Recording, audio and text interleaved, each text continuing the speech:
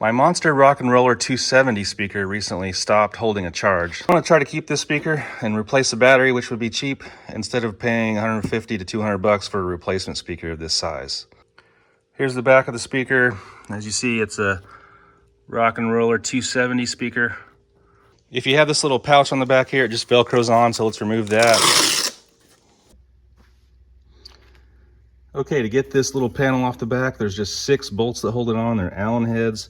They're a 3mm size. I don't have a socket that small, so I'm going to use this regular old school Allen hex head key here and just take these 6 bolts out.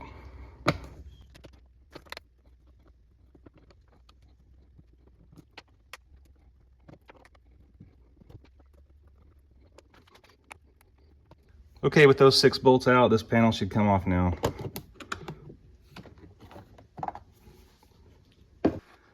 Okay, with the panel off, you'll see the battery right here. It's behind this little hold down piece here. It just has 4 Phillips screws, so get those removed.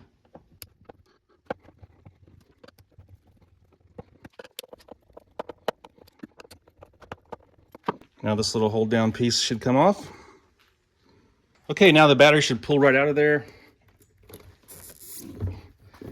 And there's a couple of wires, connections on the back, positive on the left, negative on the right. And just pull those off of there.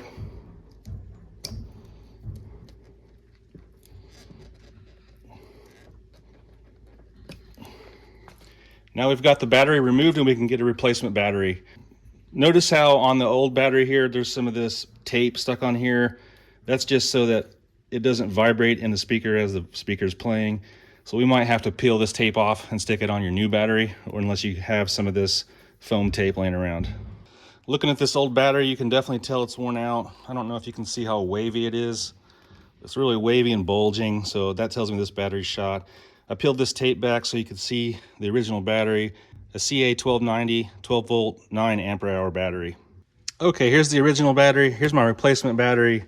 It's the same size, same height, same length, width, and it's fairly affordable, about 25 bucks or so, to get yourself a brand new battery and make this speaker as good as new, which is much cheaper than spending 200 bucks plus on a new speaker. So I'll put a link to this new replacement battery on the description of this video. I was able to peel off the old foam tape from this old battery and put it on the new battery. That's like an anti-vibration foam tape, basically. So now I'm ready to put this new battery in. Just going to reconnect the wires, the red wire to the red terminal, black wire to the black terminal, and then reinsert the battery. Now we can put this battery hold down plate back on with the 4 screws.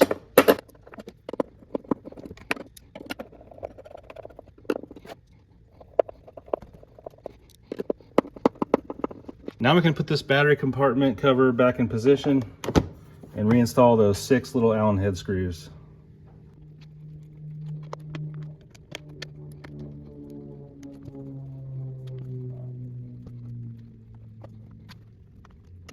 Okay, now we got it back together. If you have this little Velcro pouch, put it back on. And we should be good to go. Let's turn it around here and test it out. Turn it on. Looks like it's working just fine. Thanks for watching the RepairNut channel. And once again, give me a thumbs up if you like this video and follow for more useful videos.